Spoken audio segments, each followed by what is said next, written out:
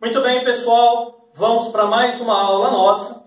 Como na última videoaula eu falei para vocês sobre a primeira lei de Mendel, a gente vai comentar um pouco agora sobre a segunda lei de Mendel, tá? Então vamos colocar aqui, ó, segunda lei de Mendel.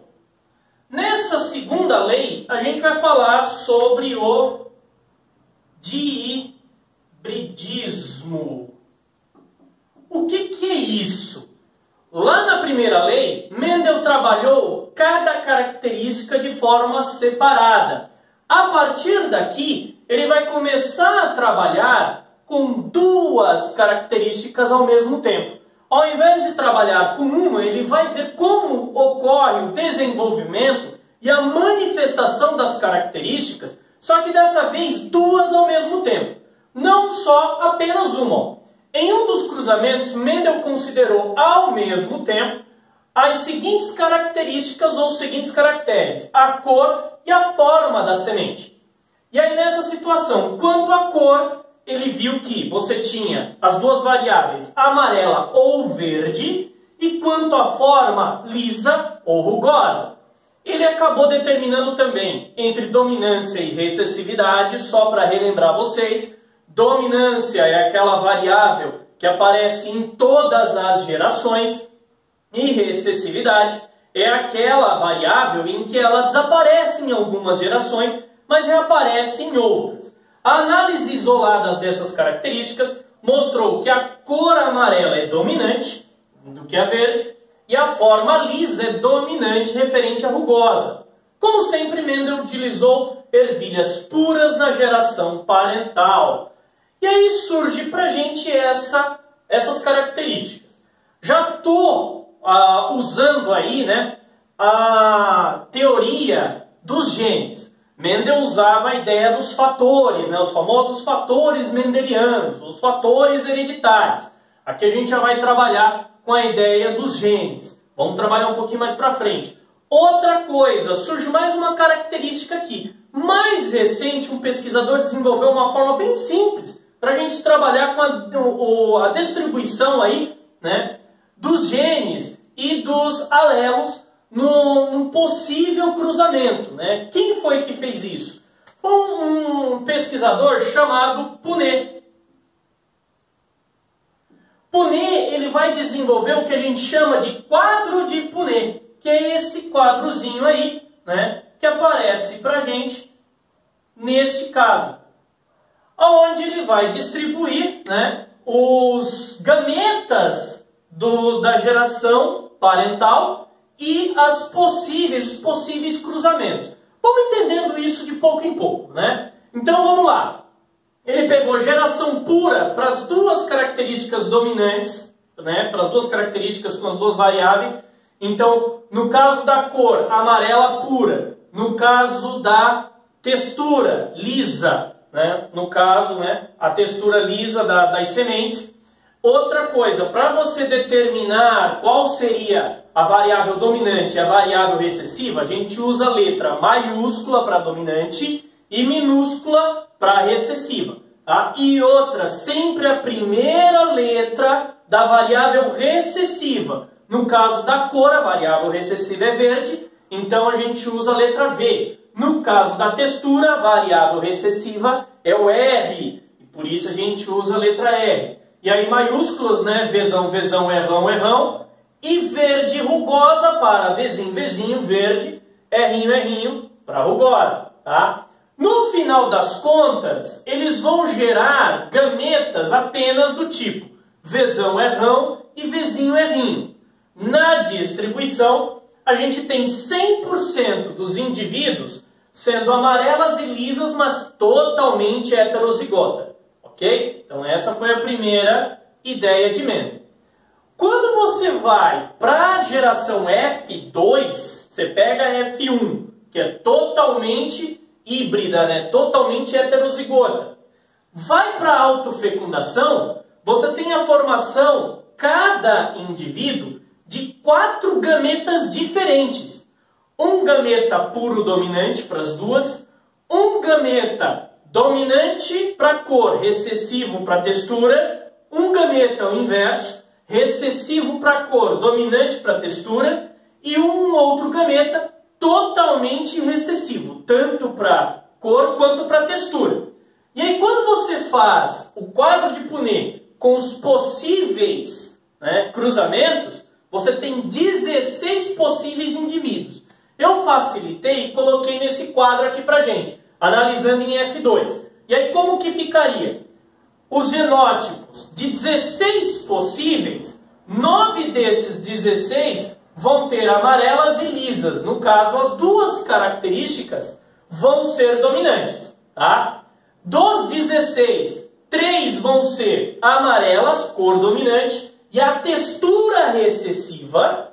3 vai ser o inverso, cor recessiva, textura dominante. E apenas um de 16 vão ser totalmente recessivos, tanto na cor quanto na textura. Quando a gente vai para a primeira lei de Mendel, a gente tem aquela proporção fenotípica, o famoso 3 para 1. O que seria esse 3 para 1? A cada 4 indivíduos, 3 vão ser dominantes e 1 vai ser recessivo. Aqui a proporção fenotípica é diferente. 9 para 3 para 1.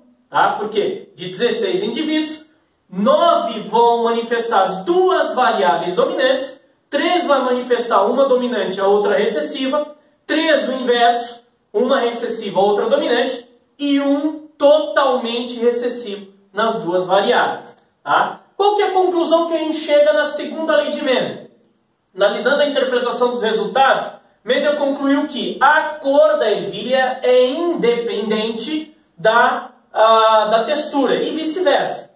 Concluiu também que as características resultantes sempre vão obedecer à primeira lei, mesmo na segunda. Nas 16 combinações, né, evidencia que os genes dessas características segregam-se independentemente, como nós falamos da primeira lei. Quando há 2 ou mais pares de alelos, localizados em pares de cromossomos diferentes, cada um se segrega independentemente. E aí como que fica o enunciado da segunda lei? Né? Os fatores para 2 ou mais características segregam-se no híbrido, distribuindo-se independentemente para os gametas, onde se combinam ao acaso. Mesmo sendo segunda lei, ele vai seguir também os parâmetros da primeira lei. Só que dessa vez, ao invés de uma característica, a gente tem 2 ou mais. Outra curiosidade, outro detalhe aqui também, os tipos de dominância. Mendel vai perceber que essa questão de dominância e recessividade é variável. Ela varia de acordo com o tipo aí, né, de trabalho ou característica que a gente está usando. Nem sempre a variável vai ser 100% dominante e a outra 100% recessiva. Olha só, nos experimentos com ervilhas, o caráter amarelo sempre prevalece sobre a verde, caracterizando o que a gente chama de dominância completa. No entanto, Mendel observou que o fenômeno de dominância não era aplicável a todos os caracteres.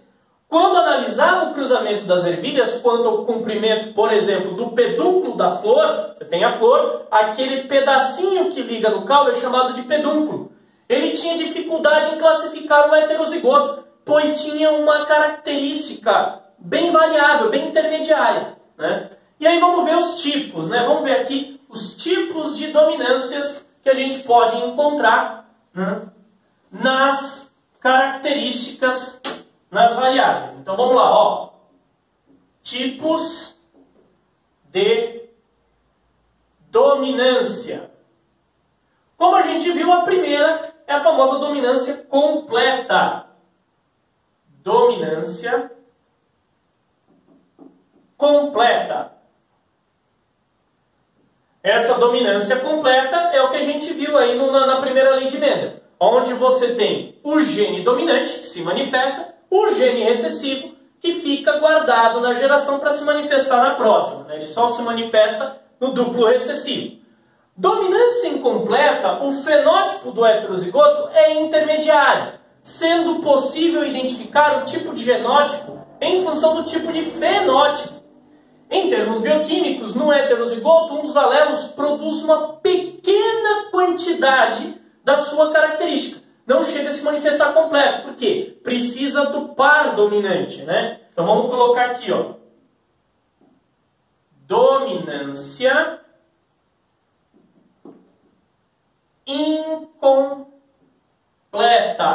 Um exemplo disso é a famosa flor maravilha. Por quê? Você tem dois tipos de flor, a vermelha e a branca. Quando você cruza as duas, você tem uma variável rósea. Por que da variável rósea? Essa variável rósea ocorre porque a vermelha, quando ela vai se manifestar no híbrido, né, ela se manifesta apenas um pouquinho, num degradê. Ela não consegue se manifestar completamente. Ok? A gente tem também a codominância. Codominância. O que é a codominância? Nesta situação, os dois alelos no heterozigoto é ativo. Então as duas variáveis vão ocorrer. É o caso do gado, que você tem algumas espécies, você tem o vermelho e o branco, o vermelho é um tipo do marrom, e quando você cruza as duas variáveis, você vai ter um malhado, porque as duas variáveis vão se manifestar ao mesmo tempo. Além disso, tem algumas características, né, que a gente acaba utilizando aí como pesquisa. É o caso do retrocruzamento. Isso em caso de pesquisas. O que é o retrocruzamento? Quando você pega o indivíduo da geração F1 e cruza novamente com seus genitores, apenas para pesquisa. Isso é o que a gente chama de retrocruzamento. Cruzamento teste também é muito importante. Cruzamento teste. O que é o cruzamento teste? Você encontra um indivíduo que ele é híbrido, percebe que ele é heterozigoto na natureza, mas você não sabe se esse indivíduo ele pode se apresentar aí com um genótipo diferenciado. O que você faz? Você cruza ele com um puro recessivo. Dependendo do resultado desse cruzamento com puro recessivo, você pode perceber que possivelmente ele era dominante ou heterozigoto, né? É o caso das ervilhas. Você, no mato, numa situação selvagem, você encontra uma ervilha amarela, mas você não sabe se essa ervilha ela é puro dominante ou heterozigota. Cruza com recessivo. E aí, com esse recessivo, você consegue identificar. Letalidade gênica. Letalidade gênica. O que é a letalidade gênica? Tem alguns genes que podem causar a morte, né, do indivíduo se eles se manifestarem completamente puro dominante ou puro recessivo. Né? Foi identificado primeiro em ratos, em camundongos, e percebia-se que a primeira lei de Mendel não vingava, porque você tinha faltando o puro dominante. Aí percebeu-se que quando ocorria o puro dominante nessa espécie, ele vinha a falecer. É o caso que nós temos na espécie humana da condroplasia, que gera, o puro recessivo geram pessoas normais. Já o puro dominante mata o embrião. E o heterozigoto gera o nanismo na espécie humana. Tá? Pleiotropia. O que é a pleiotropia? Pleiotropia. O que é essa pleiotropia? Do grego pleios, mais, é o fenômeno de um gene condicionar ou influenciar mais de uma característica do indivíduo. Então esse gene ele vai influenciar múltiplas características. Isso é a pleiotropia. Então um exemplo básico aqui que eu coloquei é o gene que determina a cor da folha, ele vai determinar a cor do tegumento e vai determinar também a cor das sépalas, das flores, das pétalas aí da planta da ervilha. Então um único gene vai influenciar 3 características dentro da planta. E por fim aqui, a gente tem o exemplo dos alelos pleiotrópicos, né, na espécie humana, que ele vai gerar a síndrome de Marfan. Pessoas portadoras do alelo dominante para a síndrome apresentam a aracnodactilia, que é o desenvolvimento alongado dos dedos, parecendo pernas aí de aranhas, tá? E por fim, os alelos múltiplos ou polialelia, aí é o contrário. Uma única característica, ela é manifestada por múltiplos alelos. Normalmente a gente tem um par de alelos para manifestar uma característica. Aqui a gente tem múltiplos alelos, mais do que 2, para poder gerar essa característica. É o exemplo da cor aí dos coelhos. A gente tem quatro colorações: a selvagem, chinchila, himalaia e albino, e cada uma delas se manifesta por um gene específico. Beleza, pessoal? Então aqui mais uma aulinha pra gente, encerrando. Até a próxima!